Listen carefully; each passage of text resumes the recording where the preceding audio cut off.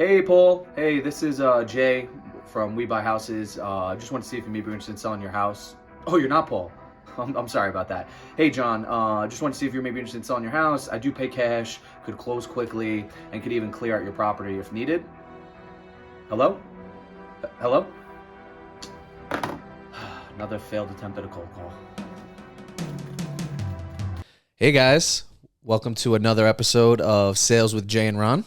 Yep, where we're teaching you effective ways to communicate. Boom, there it is. All right, guys, so for today's episode, we are going to be talking about cold calling for beginners.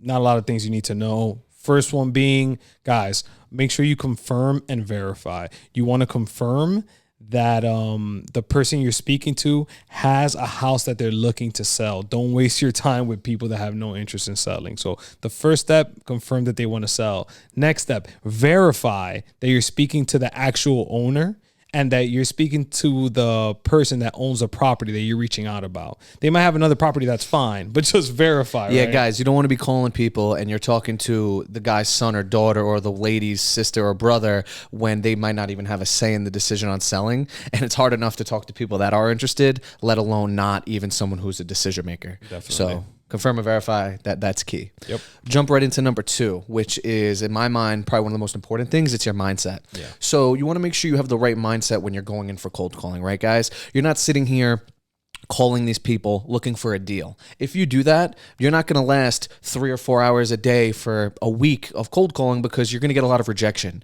The most important thing me and Ronnie realize is that you have to be okay with rejection to cold call. Yep. So my mindset going into every single call is, let me get to a no. Let me get to 10 or 15 no's, then maybe I'll take a break or something else. But your goal is to just get to a no so that you don't set that wrong expectation for yourself because you're not going to get a lot of yeses. Correct. So I feel like it's very important for you to really set that expectation for yourself so that you know how to go into these calls so that you can last a long time doing this because it's the goal. It's a numbers game. Let's jump into number 3.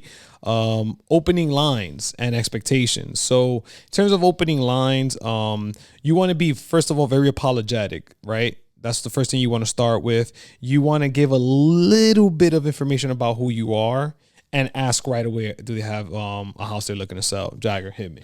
Boom. So I'm calling Ronnie. Ronnie's the seller. Ring, ring, ring. Hello? Hey, I'm so sorry to bother you. I hope I have the right number. I was looking for a Ronnie. Yeah, that's me. Hey, listen, I know you don't know me. My name is Jay. I'm a local investor. I buy properties. I was just seeing if you maybe have any interest in selling your property on 123 Main Street. I might be. Boom. That's perfect. You're being apologetic. You introduce yourself on who you are and what you're looking to do. And you're looking to see if they had any interest in selling a property. That's it, guys, because what are you thinking when you're getting those calls, right? How long is this going to take? Who am I speaking with? And what do they want? So I hit those things in 15 seconds so that now that person's not making a decision off of their fear of what a salesman might be pressuring them, might this, might that. No, they are given the expectation and they can make their decision if they're interested or not. It could be a hang up, it could be a no, or it could be a conversation, which then we'll, of course, go deeper into on how to handle that cold call from there. But the most important thing is getting these 3, I feel like, tasks down right when you start cold calling. If after those 15 seconds, if they then want to kind of continue the conversation, that's when you can take it to the next step and really set the expectation. Something like, hey, great. I'm not sure if you're busy. Just want to see if you have 5-10 minutes on you so we can talk a little bit more about your property. Yeah, I have 5-10 minutes on me. Boom. That's what you want right there. Set the stage, guys. You want to make sure you set the stage for yourself with your mindset, and then you also set it for the person you're talking to so that they at least understand how this is going to go. Yep.